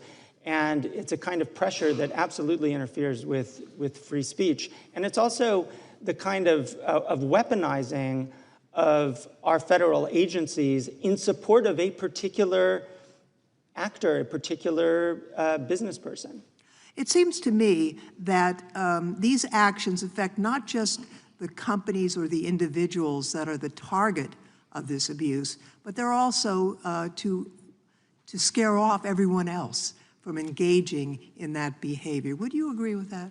Yeah, absolutely. I think that what we're seeing right now with just this essentially a kind of avalanche of restrictions and intimidations of free speech in this country, that it's designed to chill that kind of debate. It's designed to chill whistleblowers, to chill scientists, to chill professors and students. I think that's essentially what we're witnessing right now. My time has expired, Mr. Chairman. I yield back. Generally yields back. Mr. Chairman, I ask unanimous consent. You see request from General California? Yes, I ask unanimous consent that the Politico ad or news that was dated June 27, 2025, saying Gavin Newsom sues for $787 million be placed in the record. Without objection. Mr. Price, has anything in the Digital Services Act changed in the last year? No, sir. Hasn't been amended, hasn't been changed at all? No, sir. So everything Mr. Breton wrote 1 year ago today, well, August 12, 2024, that's still in place, where he said to an American running an American company about an interview that was yet to happen, future happening interview, threatened this individual. None of that has, nothing in the law has changed that would change what actions this individual took. Nothing in the law. Just because Mr. Breton's gone doesn't mean Ms. Verkunen can't do the same darn thing, right? Precisely. Yeah, and that's the concern. Mr. Price, is this statement, we need to take back our country, is that statement hate speech? We don't really know what hate speech is. It's so vague, and that's the problem with it. I wouldn't regard that as hate speech. Well, you may not, but the EU regulators do, because they had a workshop on May 25th where, this is part of our investigation, material we'd subpoenaed, they gave us this information, and they said it is hate speech. That's a concern, right? Yes, sir. And it could be made by an American and be termed hate speech, and there could be some ramifications for Americans' First Amendment liberties. Is that accurate? Yes, sir. Okay, Mr. Price, what's a trusted flagger? A trusted flagger is an NGO or a private organization that's recognized under the DSA, and if they identify or a complaint has been made... Wait. Recognized by who? Oh, the terms of the DSA. Oh, and the national regulators and the commission as well. Okay, and they do what? So they're recognized by the government. They're approved by the government. Yes, all right? And what do they do? If they identify content that they regard as illegal content, the companies have to give priority to removing that content. Oh, so people that the government approves tell companies what they can allow on their platform and what they can't, right? That's correct, sir. And the same people who approved these folks are the same people who conducted the workshop and said, we need to take back our country as hate speech. Is that fair to say? That's correct, sir. Yeah, and that's the concern. And what happens if these trusted flaggers approved by the government, the same government that says we need to take back our country as hate speech? By the way, I think that statement is made probably more by Democrats right now than Republicans. I think the head of the Democrat National Committee made that statement like 3 months ago at a big Democrat rally or something they were having. So the same people say that's hate speech, approve the trusted flaggers, who then tell the platforms what they can and can't have on their platform. And if they don't agree with what the trusted flaggers say, there's civil penalties. Is that right? Yes, sir. Both under national law and the DSA, investigations begin, and there's a whole process that can result in enforcement and then ultimately crippling fines for companies. And those crippling fines, those civil penalties can be what, 5%, 10% of global revenue, depending on the Online Services Act or the DSA? Under the DSA, 6%. 6%? Wow, that's a lot of money because these are big companies, right? Yes, sir. Now, Mr. Farage, it's not just civil penalties, though. And this is where it gets really scary. Because my understanding is there's criminal penalties, and I think in 2023 in the United Kingdom, there were 12,183 arrests for offensive post. 12,000 people arrested for things they posted online that some trusted flagger approved by the government, the same government that says what's being said at the Democrat National Committee, we need to take back our country, is hate speech. That's a scary scenario. Is that right? Yeah, they're massive statistics, and I mean, some of it comes under non-crime hate incidents. So you've said something on social media, someone's taken objection, and you get the knock at the door from the police sort of warning you that if you do this again, something may happen. And this has now been broadened out. I mean, Mr. Price made the point, what is hate speech? How do you define hate speech?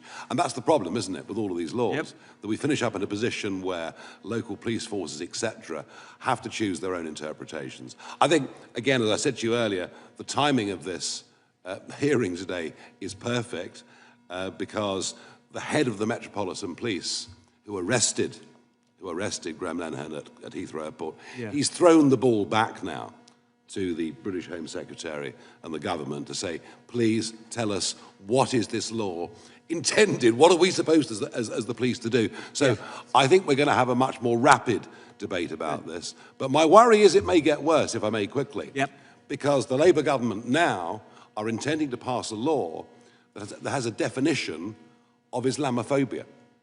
They're intending to put that into law.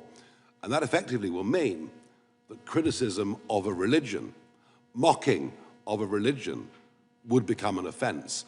And that's totally against everything. Well, because, you know, we've always given the Pope a hard time. We've always given the Archbishop of Canterbury a hard time.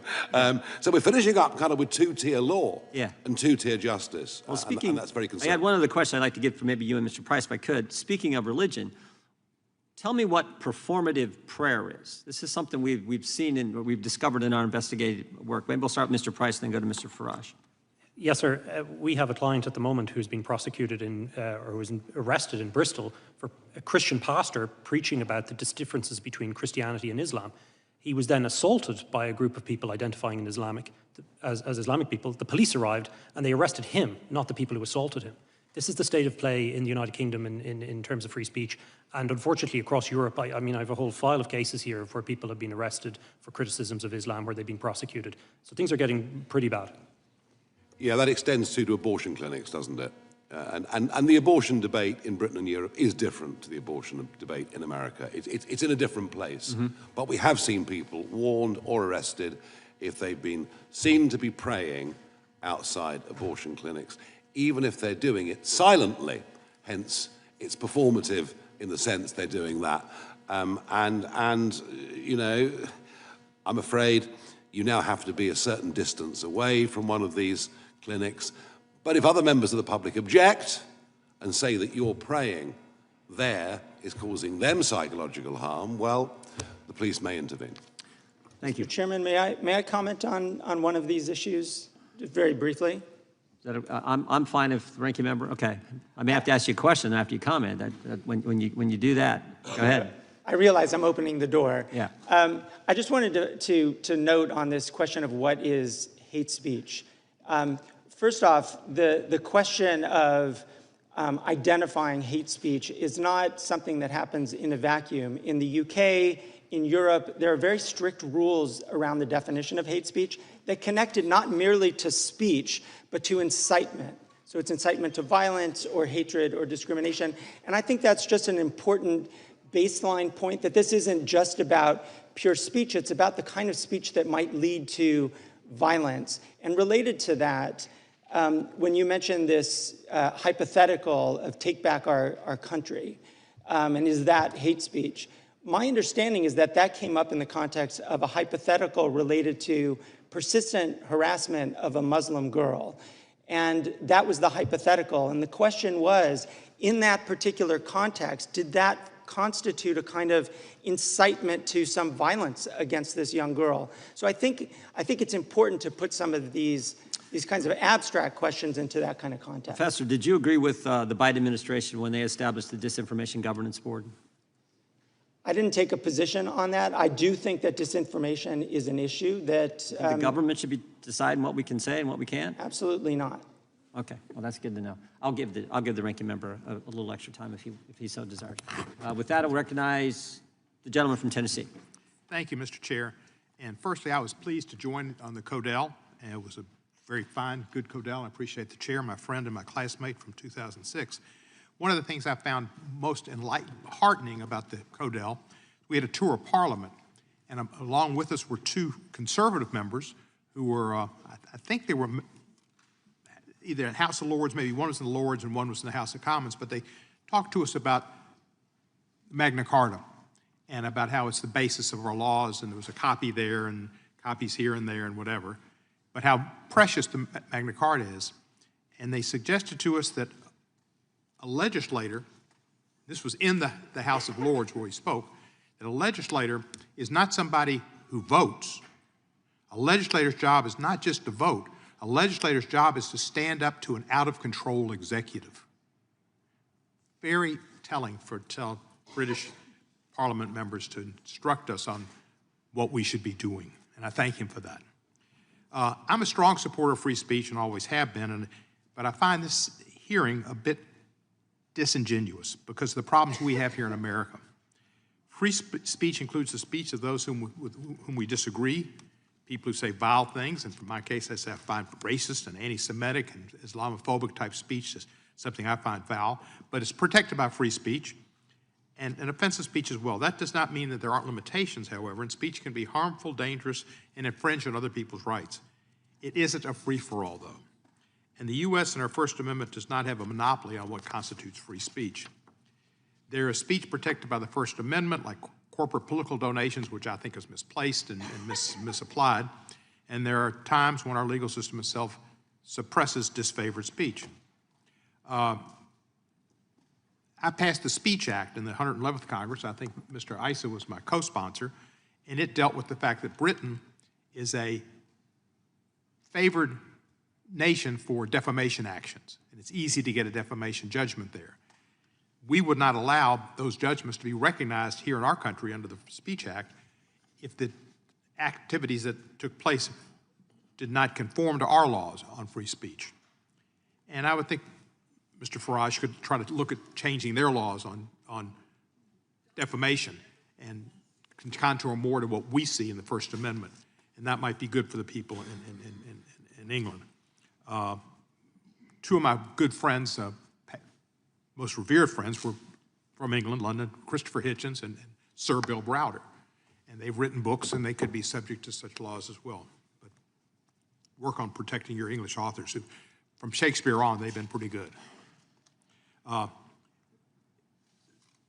We used to be bipartisan in these efforts to look out for free speech, but President Trump has taken on free speech in ways that would never have been thought about. And I think Mr. Lofgren brought some points to Professor Kay. And it's not just laws, it's autocratic actions as well. President Trump, as Mr. Dalio said clearly, but so many other people have said it, felt it, is bringing us on the verge of an autocratic state. And his actions in trying to bring law firms to their knees, colleges to their knees, federal employees, students, et cetera, is anti-free speech, anti-opportunity, and fear for themselves and their futures if they speak out. Even Congress people could be subject in the future, I'm sure, with some of the ways we're seeing this Justice Department act with questions about their speech. Our president has sued every broadcasting company almost, and they've gone after CNN, they've gone after NBC, and they pick some of these fringe people to pick on the Ukrainian president about his attire. It's bizarre what's going on in our country, and I'm concerned. They try to silence and shake down those who don't conform to whatever the president thinks.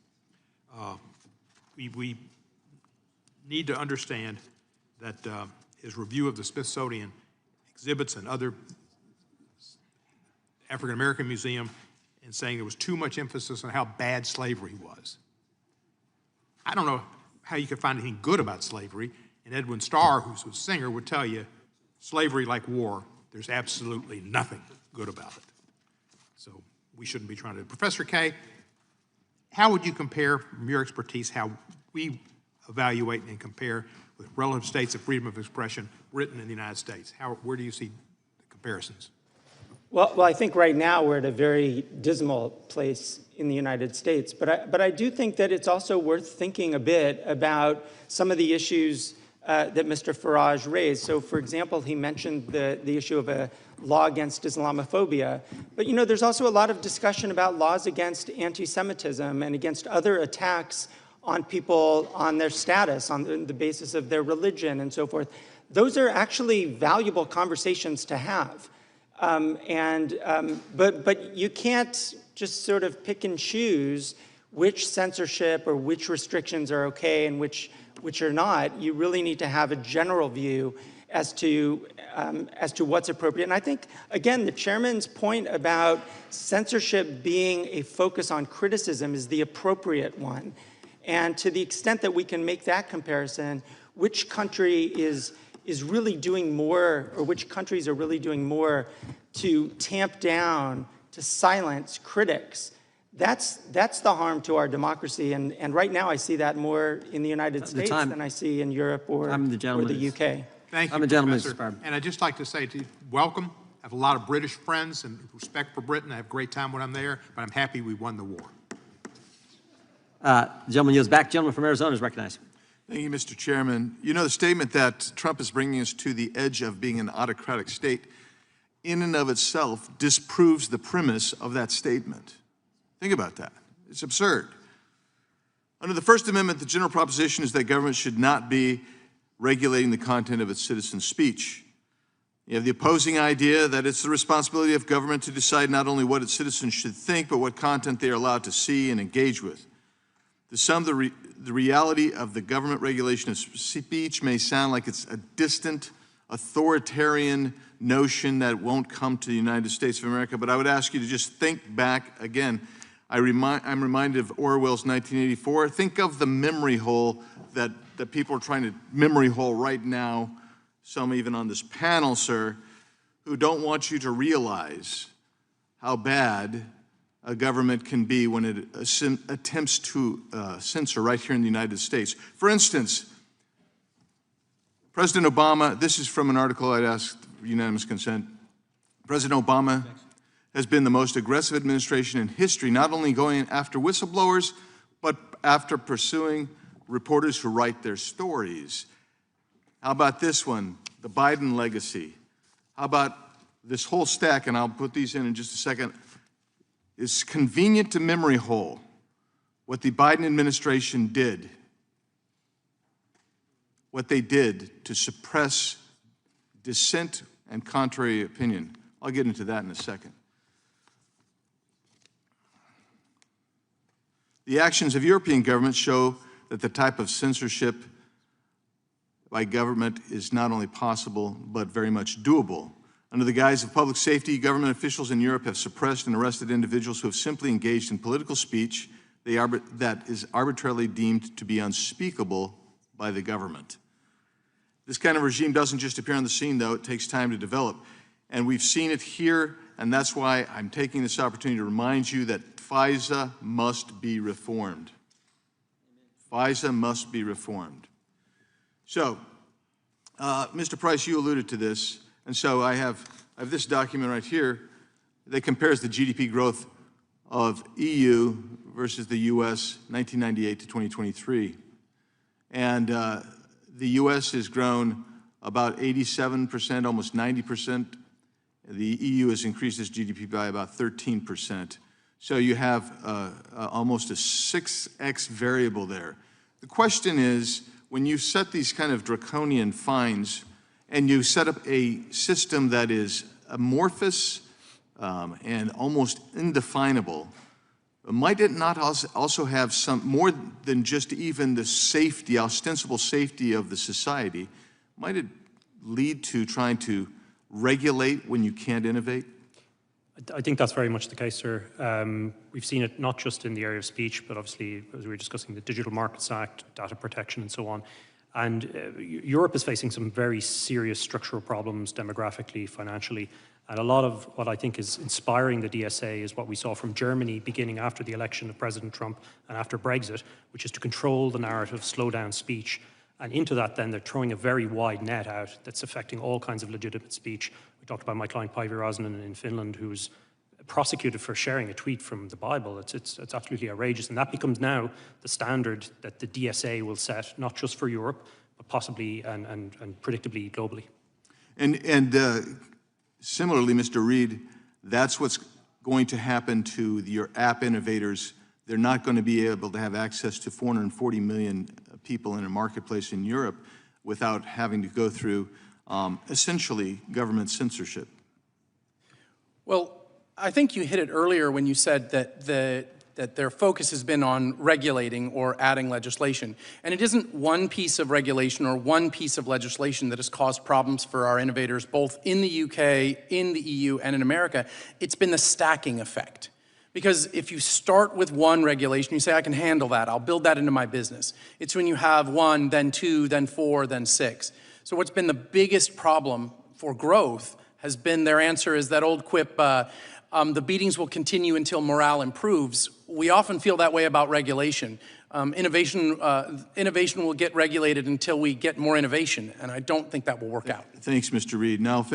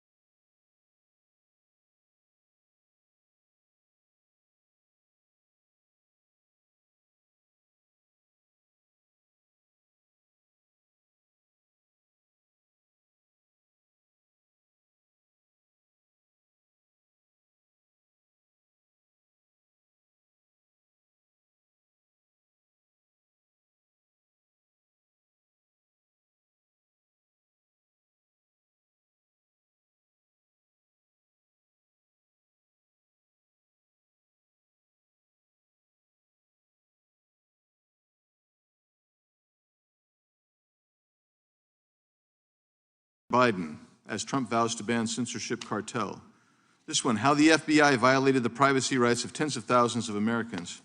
This one, Inspector General report on FBI's FISA abuse tells us one thing: we need radical reform. This one, UK comedy writer Graham Linehan arrested over social media posts criticizing trans activists. Why did Lucy Connolly receive a 31-month sentence for Southport tweet? Policing thought crime should have no place in the UK. Britain's emerging police state. Knock, knock, it's the thought police. As thousands of criminals go uninvestigated, detectives call on a grandmother. Her crime, she went on Facebook to criticize labor counselors. This one, UK steps up free speech crackdown as armed police arrest comedy writer Graham Linehan at Heathrow Airport. And this one, Britain's new thought police, how labor plans to police your online speech. Thank you, Mr. Chairman. We bet, without objection. Mr. Chair, I'd like to offer two unanimous consent requests. I'm not going to challenge the farce as much as the gentleman and the others, but two that record letters to you, one to you and one to Commissioner Verkunen, pushing back on the framing of this hearing from 30 EU and US academics. Thank you. Without objection. Gentleman from Georgia is recognized. Thank you, Mr. Chairman. Mr. Farage, welcome to the United States of America. This isn't your first time here, correct? Correct. You were here in 2024 in Milwaukee, weren't you?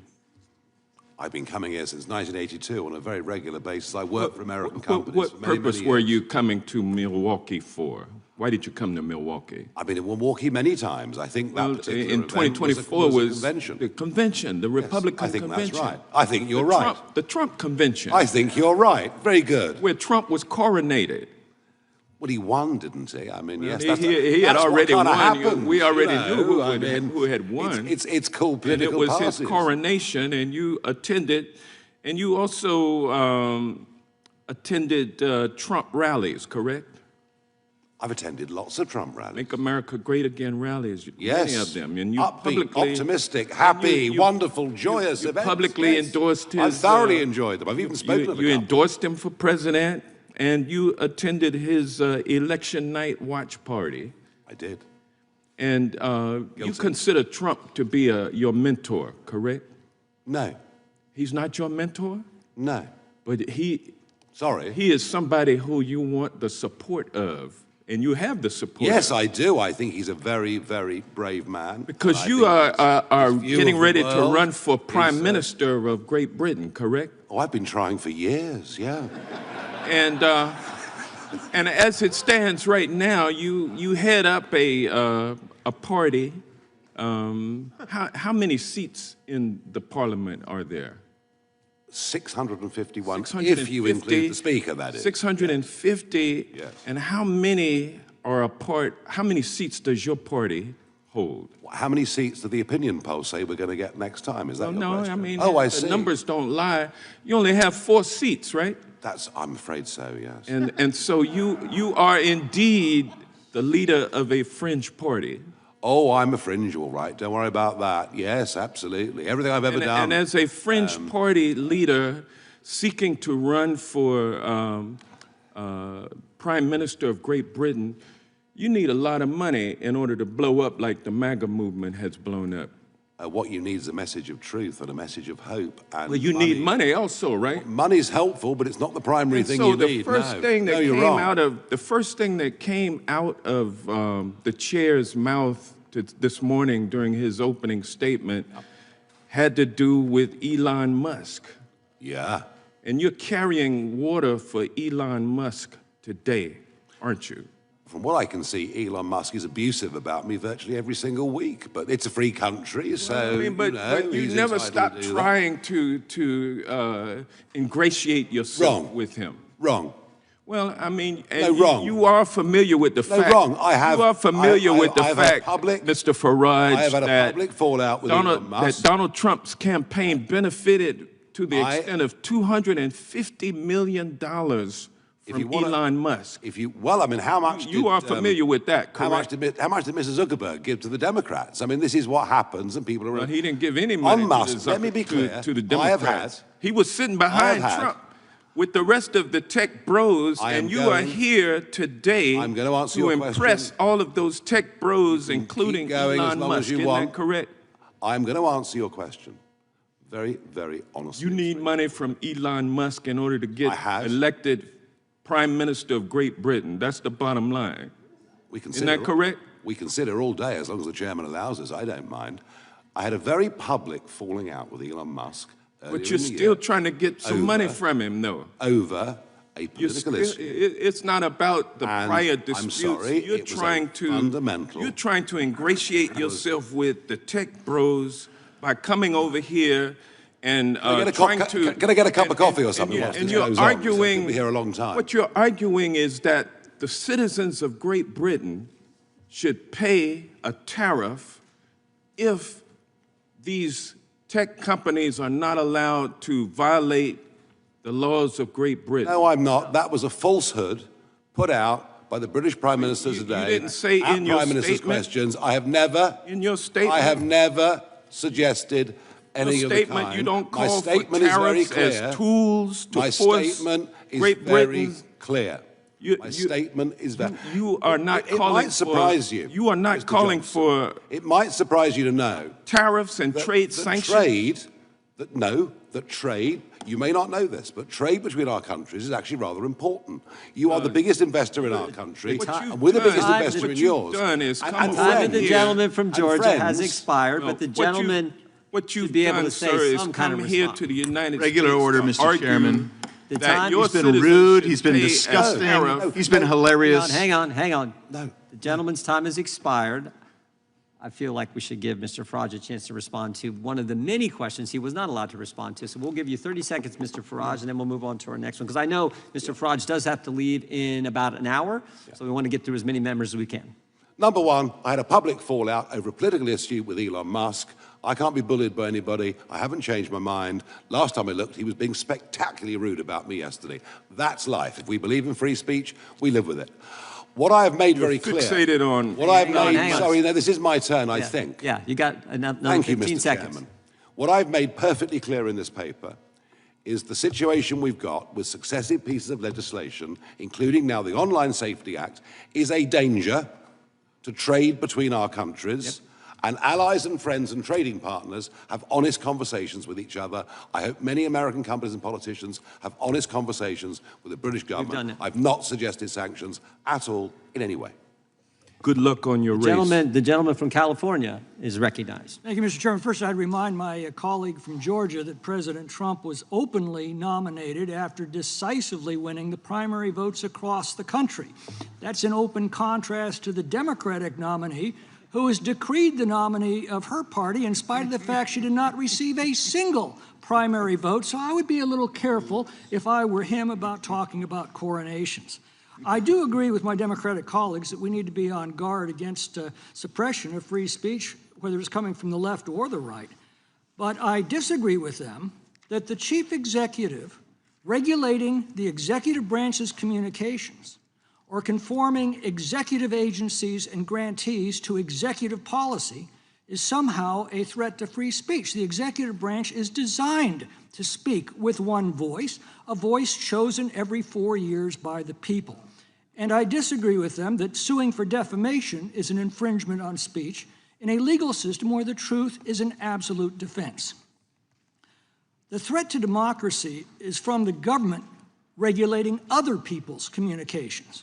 Now, we're now discovering that the Biden administration used the FBI to pressure tech companies to censor the communications of the American people over a free discussion of everything from COVID policy and origins, the Russian collusion hoax, Biden family influence peddling, climate change. I myself was the victim of this censorship when I warned of the damage that the COVID lockdowns were causing. Now, democracy assumes that the best way to separate truth from lies, or wisdom from folly, or good from evil, or love from hate, is to place the two of them side by side and then trust the common sense and good judgment of the people to know the difference. But this assumes that the people have full and unfettered freedom to express themselves and to challenge the claims and opinions of each other. Now, some of our colleagues seem to be suggesting that we should transfer that prerogative from the people to the government. That's the very definition of authoritarianism. Mr. Farage, what are your thoughts? Yeah, I agree with that. I think you know, we are, as citizens, we should be free to make our minds up, to express our opinions, to a large extent to make our own mistakes, provided, and we all know there's a limit to free speech. You know, the professor talked about incitement earlier, and of course, you know, we would be absolutely joined together on that. We don't want incitement, we don't accept incitement, and if people put out something irrational or insightful, but very quickly put their hands up and apologize and learn their lesson, that's kind of how the world is. I do not want government to be the arbiter of what I should think. We have a word for that. It's demos kratis, rule by the people. So yes, democracy. I'm with you on that. I also agree with you that COVID, I touched on this earlier, it was during COVID when rational debate about many important issues, be it mask wearing, be it lockdowns, rational debate on these things was frankly stamped out, and this was supported by big social media companies, many, not GB News obviously, but many TV stations, etc. It's a very dark period that we're coming out of. In this country, what we're discovering is that was being done under pressure by the FBI, directed by the executive branch of the government under Joe Biden. But just briefly, how did this happen to the UK and the EU, and what lessons should we be drawing here today? Well, we joined the EU half a century ago, or the EEC as it was then called. It was a huge mistake, in my opinion. We forgot about common law, the kind of law that you guys have always enjoyed too. We sort of gradually transferred to a European way of thinking. We incorporated a Human Rights Act, which kind of meant really that, you know, as opposed to being born free, under a human rights regime, the state gives you your rights. which you're supposed to be incredibly grateful, but they can take them away whenever they like. So we lost our bearings. The UK lost its way. It became obsessed about doing things a European way, countries, frankly, that don't have that history of liberty, freedom, and democracy that we do. Finally, what do you see as the shape of things to come? Are we going to regain these freedoms or lose them? Well, ultimately, the people have to get what they vote for. And one of the reasons that we are seeing an extraordinary political revolution that is happening in parts of Europe, and if you believe the polls, what is happening in the United Kingdom right now is we want a government that comes in and gets rid of all these laws and starts again. And starts on the basis, yes, we want to try and protect kids, and we will do whatever we can that is practical to protect kids from serious harm online. But we will get back to the idea that I could insult you, you could insult me, Mr. Raskin and I can have our chats, but we do it, in a spirit that's not insightful and in a way that honors those who built our great countries. Thank you. Gentleman yields back. Well done. The gentlelady from Washington is recognized. Thank you, Mr. Chairman. It wasn't too long ago that Democrats and Republicans on this committee together agreed to undertake a 16-month investigation into the anti-competitive practices of big tech companies. I represent many of them in Seattle, and proposed bipartisan legislation, which actually passed this committee, to restore fairness and competition for consumers and small businesses. That included the American Choice and Innovation Online Act, or ACOIA, which included similar common sense structural solutions to what the EU included in the Digital Markets Act. And it was a real recognition that these big tech companies are squelching competition and innovation, and that hurts consumers. It's a big turnaround then that suddenly the Republican majority wants to do something as absurd as use trade negotiations to help bolster big tech in Europe when EU has undertaken the very smart solutions that fight back against big tech monopolies and protect consumers and small businesses. Maybe it's linked to the fact that these big tech companies are now pouring money into Donald Trump's campaign funds. I don't know. Maybe it's because they're making all kinds of deals to screw consumers and preference giant corporations in exchange for campaign contributions and a 24-karat gold plaque to Donald Trump, like the CEO of Apple just recently did.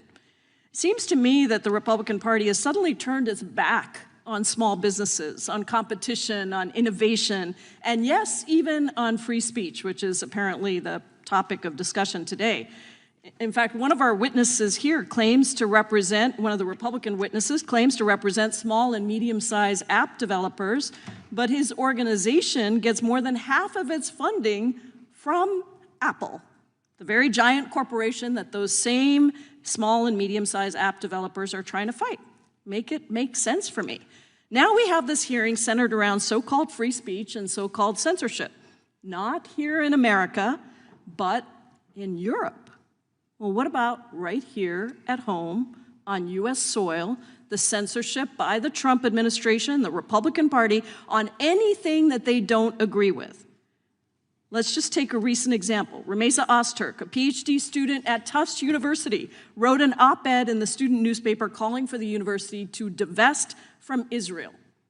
It was a simple exercise of her First Amendment free speech rights.